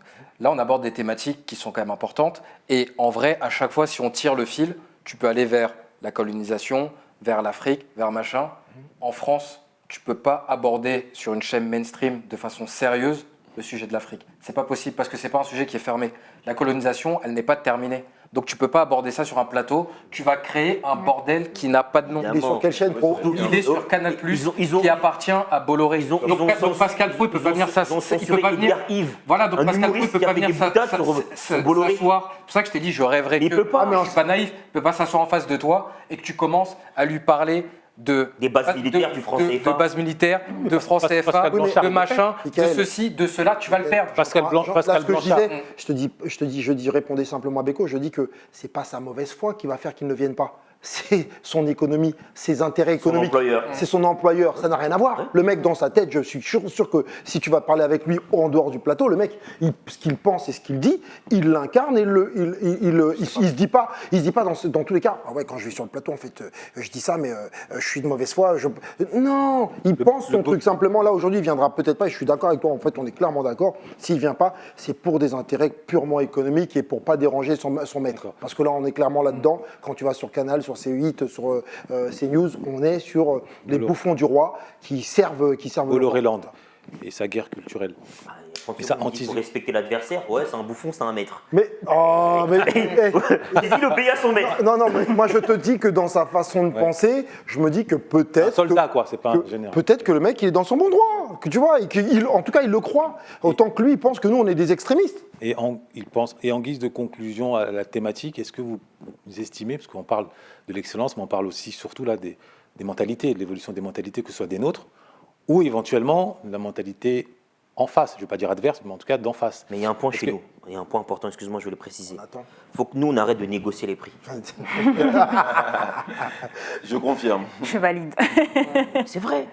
Donc vous Je pense pensez que les autres ne Maïmouna négocient est pas bien placée sûr. pour le savoir. Bien sûr, moi Les je autres sais ne que je suis attendez. très ferme au niveau des prix Vous parce pensez qu'il que faut les autres ne savoir négocient pas qu'en acceptant une réduction, ça joue sur notre trésorerie, donc du coup sur le développement de l'entreprise. Je suis d'accord, mais Voilà. vous pensez que les Donc, autres ne et négocient aussi, pas ça tu dévalue vas notre. négocier. Non, tu n'es Attends, quand tu vas à Dior, tu négocies. Déjà, tu fais la queue pour rentrer à Vuitton. Déjà, tu as accepté de faire la queue. Déjà, psychologiquement, ça en dit long. Ouais. Tu acceptes de faire la queue. Une fois que tu rentres, tu as l'impression déjà que tu es privilégié. C'est exactement ça. Et à l'intérieur, On t'allume et t'es content. Et t'es content et tu dis merci. hein. j'ai jamais vu quelqu'un négocier au comptoir de Louis Et Vuitton. t'es content de faire la pub pour après, gratuitement. Ah, effectivement. Tu as un magasin, Et tu vas snapper ton Bon. achat. dans ton magasin, les prix sont affichés. Alors, depuis hier, j'ai un magasin de 223 rue Championnet. Parce que quand les prix sont affichés, que tu as un magasin, si tu oses négocier, avec honnêtement, le c'est que tu es tombé créateur, sur la tête.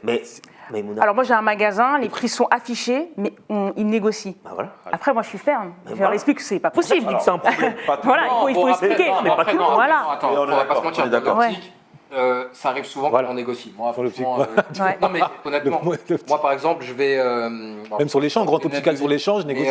mais j'ai des frangins là qui ont une boutique de lunettes derrière la galerie Lafayette. C'est deux frères d'origine juive. Eux-mêmes, tu vas là-bas, tout le monde négocie. Tu vois. Franchement, l'optique, je L'optique, pense qu'il y a c'est bien un parfait. secteur où honnêtement tout le monde négocie. Oui, parce que c'est un secteur où les gens Parce que déjà, il y a des négocient, magouilles voilà. avec Voilà, le Ah oui, budget, en fait, le machin. Voilà. Oui, mais là, on n'est pas sur ça. Voilà. Là, on est sur un travail Ah oui. d'excellence qui a pris du Bien temps, sûr. qui a pris de l'énergie, avec des matériaux rares. Et tu as quand même des frères et des sœurs qui veulent négocier les tarots. Ça, c'est un truc que nous, les Romands, on a tendance à faire. C'est parce que. Si on ne crève pas l'abcès là-dessus, moi, j'arrête, je rentre chez moi. C'est vrai. Ok. On veut pas que tu rentres chez toi, Mbeko. Non, on veut Ok, pas. Non, revois la- Rebond C'est la une maladie, arrêtez de négocier. Oui, mais que le produit n'est pas encore validé dans l'esprit, je n'accorde pas beaucoup d'importance, donc je négocie le prix. Il faut qu'il y Non, ait et une validation. surtout, on croit qu'on fait un truc de fou en achetant ton produit. Genre, je t'ai Bah, sauvé ça parce privilège que t'as quoi. ça à On fait faire. du social. Ouais, il y a Donc, aussi ça, ouais. déjà, baisse-moi le prix. On fait du social. Mais c'est. Là-dessus, on est méchant. Non, mais c'est pour ça que Il faut une prise de conscience. on politique. a besoin d'encourager les nôtres à avoir un bon comportement. Parce que sinon, on ne respecte pas le travail qui a été effectué par la femme et l'homme qu'on a en face de nous. Mais Ça, dans- c'est important de mais dans sacrifier ce cas-là, le travail. je- Il y a des week-ends sacrifiés, il y a du temps sacrifié, des Oh, fois même, oui. on s'oublie parfois même pour le boulot. Je confirme. Et l'autre, il va arriver, il va commencer à négocier comme si on était au marché aux puces. Non, s'il te plaît, enlève-moi 100, enlève-moi 200. Mais dans ce cas-là, ne viens pas. Je préfère, à la limite, tu payes en plusieurs fois. Aussi, on trouve un arrangement. Mais demander une ristourne à hauteur de 20-30% du prix, alors que tu as la TV à payer, tu as des charges à payer. Alors moi, pour prolonger ton propos, j'ai une suggestion qui permet de limiter les élans de négociation. Quand tu incarnes l'excellence par ton produit, si tu arrives à l'incarner comme tu l'as fait lors de la présentation, ça m'a touché, par le vocabulaire que tu emploies Bien dans le descriptif, tu installes une vraie autorité. Bien sûr. Dans ton excellence, tu as aussi une autorité verbale qui fait que la personne, même si elle essaye de négocier, le fait que tu dises non, elle va pas se dire mais pour qui il se prend, elle va juste se dire c'est son produit, c'est ce qu'il fait, ça a de la qualité. Il va pas mal le prendre. Bien Moi, je sûr. peux vous assurer que à mon petit niveau, à mon petit nombril, quand je forme, on veut négocier, moi je suis tellement rigoureux sur le verbe que les gens, après, ils disent « Ok, bon, ben, je reviens, j'économise, je vous recontacte. » Ils disent pas « Ah, salaud, c'est la communauté, tu veux nous piller ?» Pas du tout. C'est qu'à un moment donné, quand tu affirmes l'excellence, dans la manière de présenter aussi ton produit, quelqu'un m'appelle. Si je dis « Wesh frérot, ça va ou quoi? Bien ou quoi?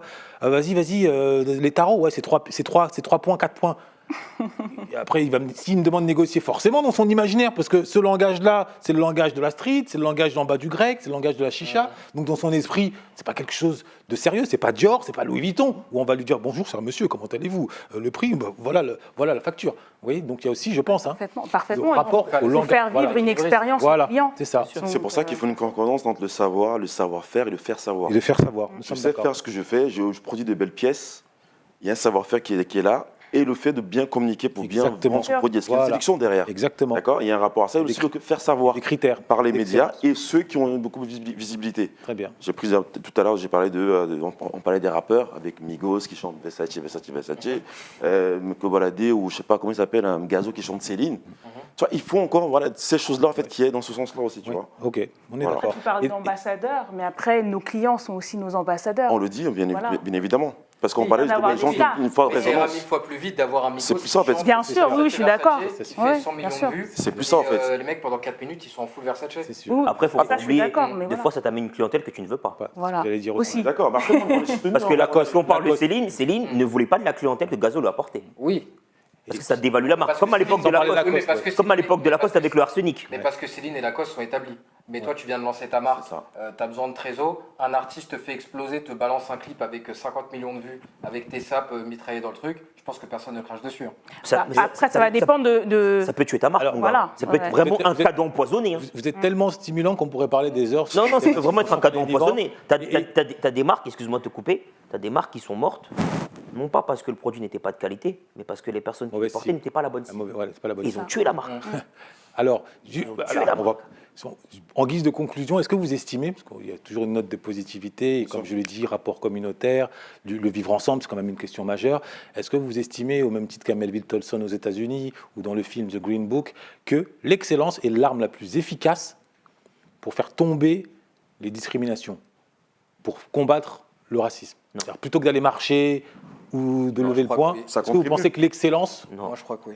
Ça contribue fortement. Bah non. Malheureusement, non. Moi, je crois Laisse- que- laisse parler. Moi, je pense que oui.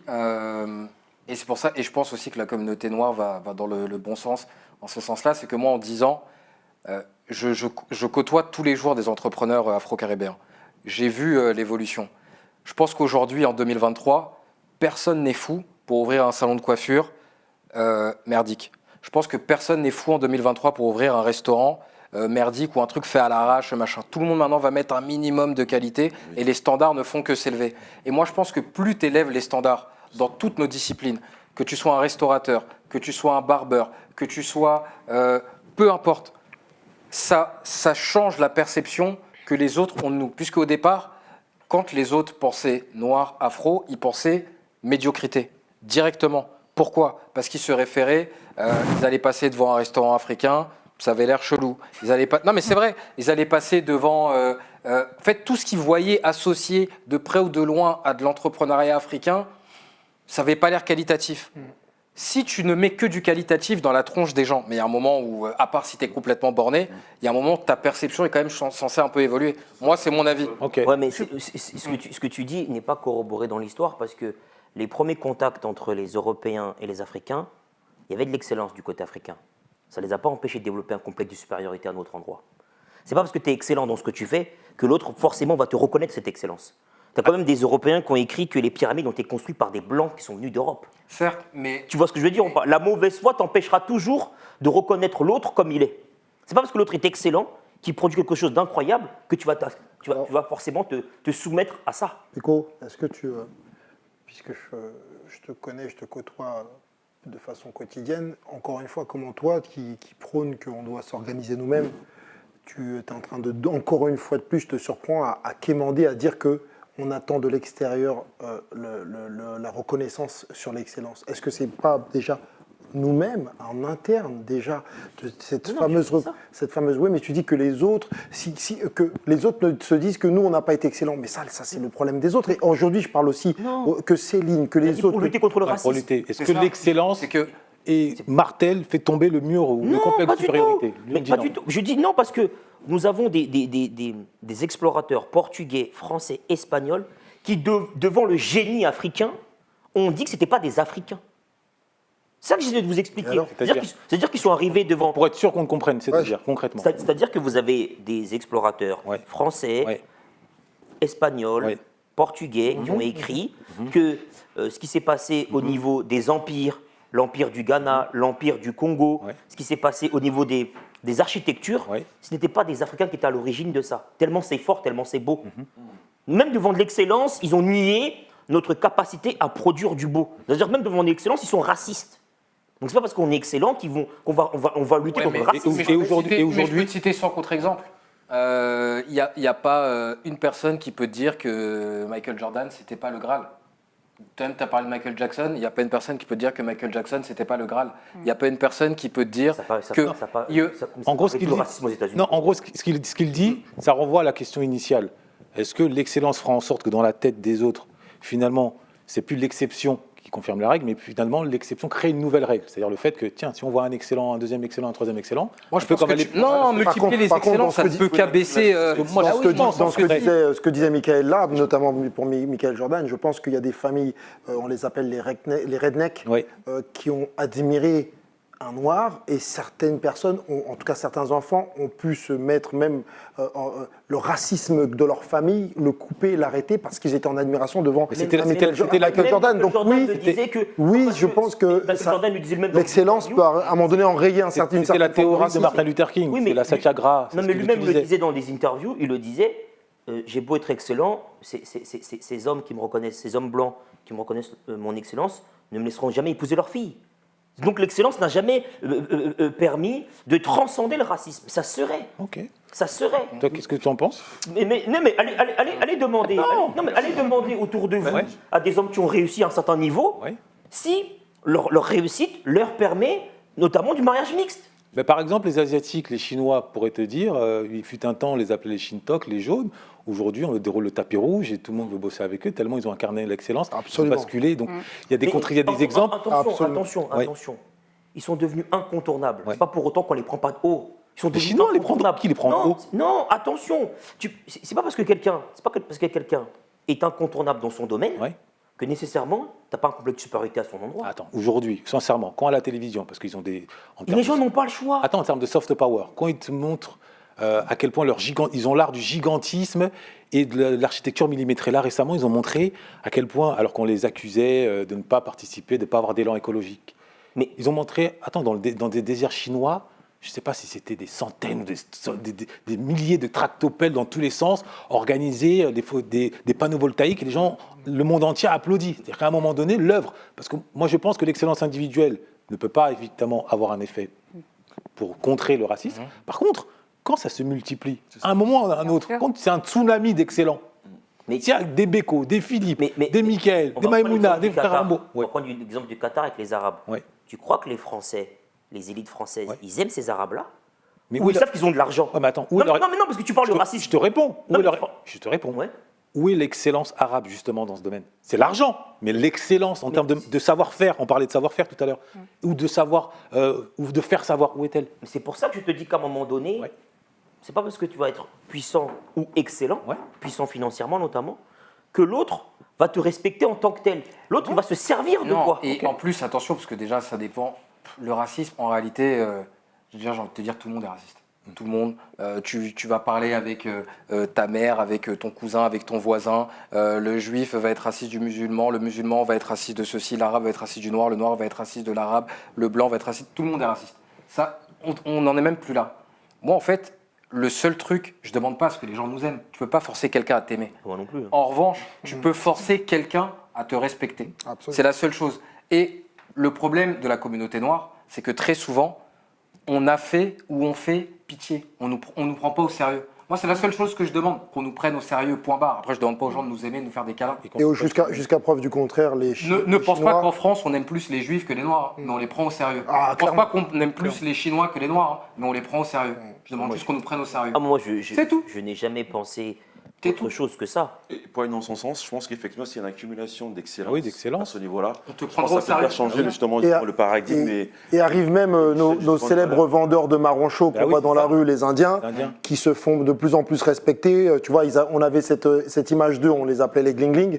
Aujourd'hui, on Sur la commence... tête de la Silicon Valley. ça commence à changer clairement. C'est plus le même game, si tu veux. À grande échelle. Donc je pense que oui, effectivement, par l'excellence collective, collective, la somme individuelle. on peut arriver à une forme de respect, comme disait Michael. Se soutient Après, aussi. toi, tu veux absolument après te marier avec une femme, que quelqu'un te dise que tiens, je te donne ma femme blanche. Bon, ça se résume au côté lit.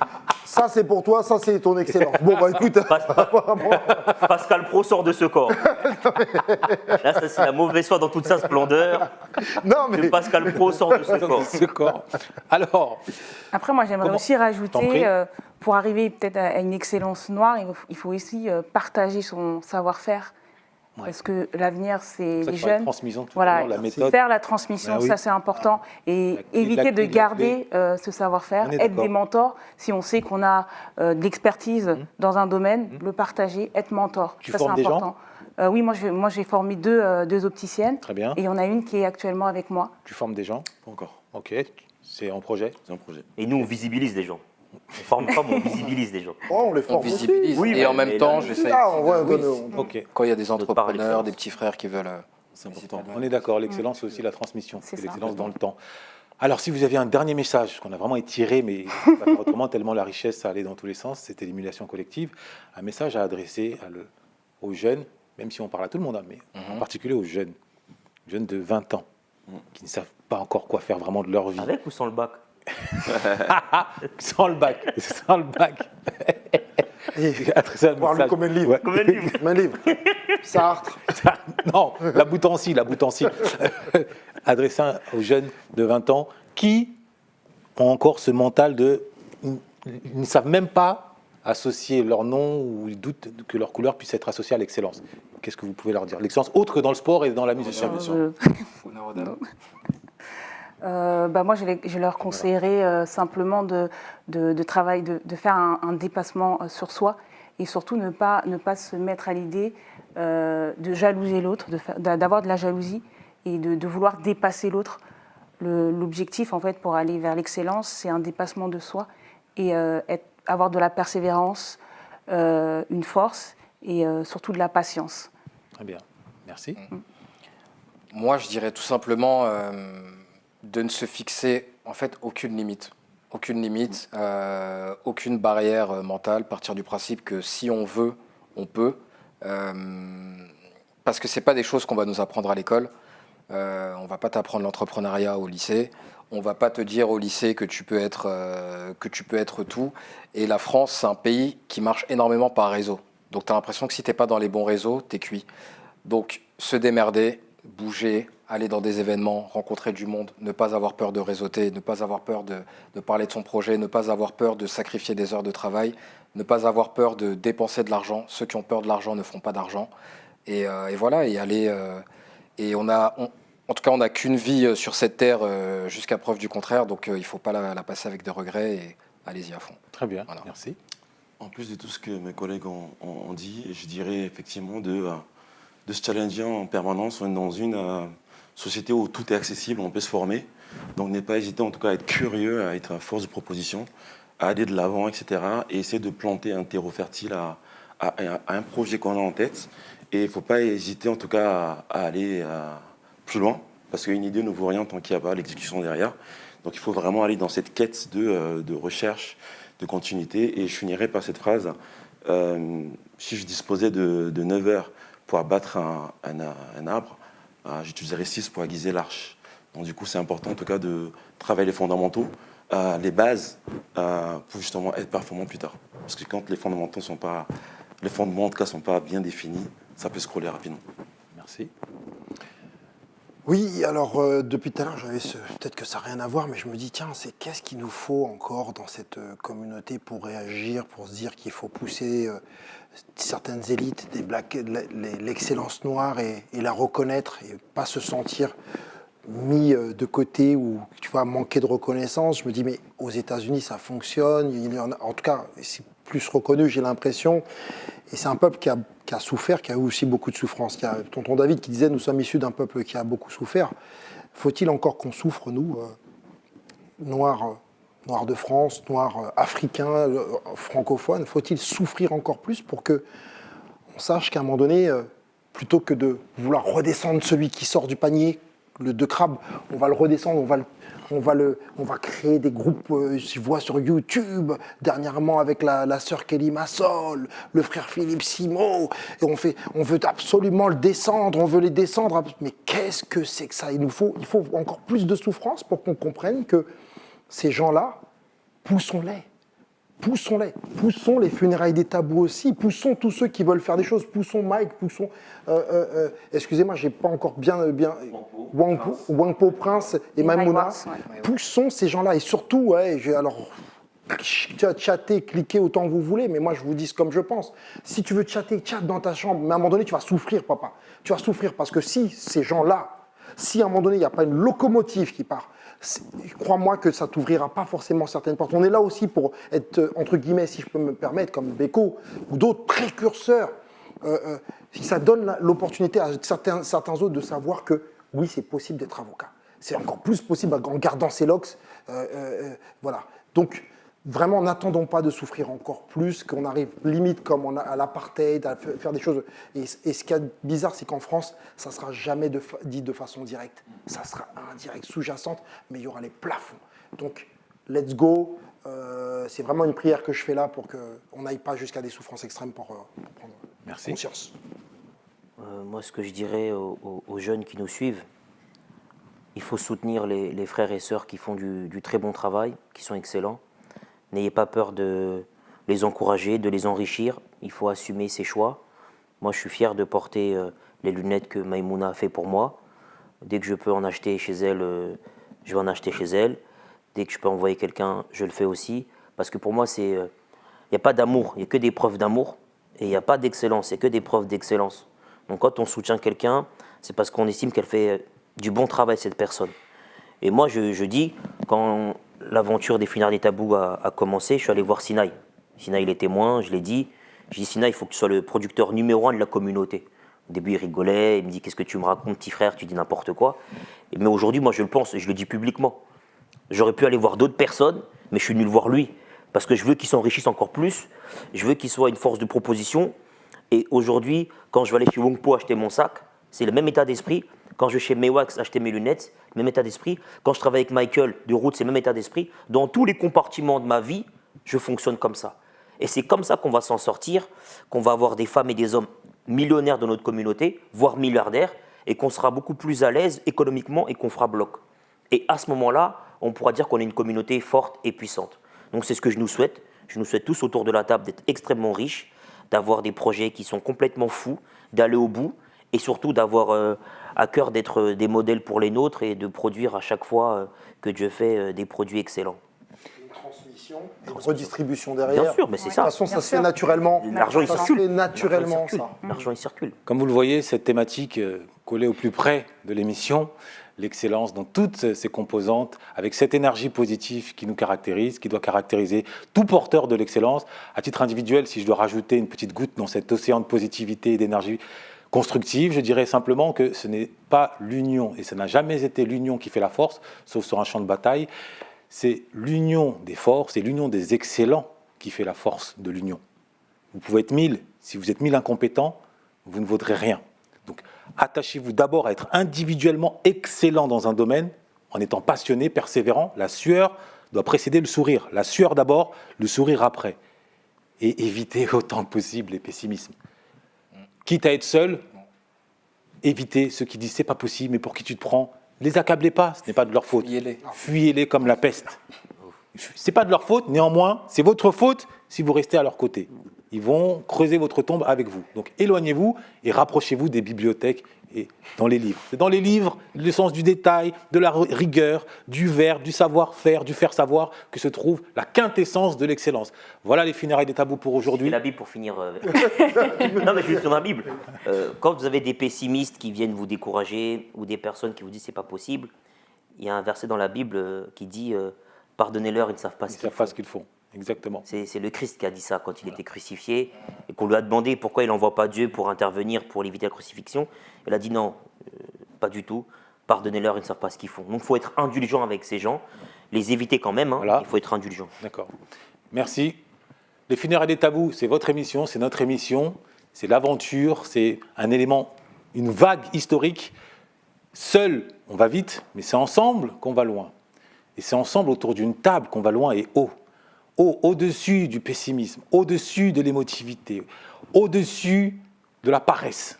Là où nous attend l'excellence. Encore merci à vous. N'oubliez pas de liker, de partager et avant tout de vous abonner. C'est notre carburant, la route étant encore longue. À très bientôt.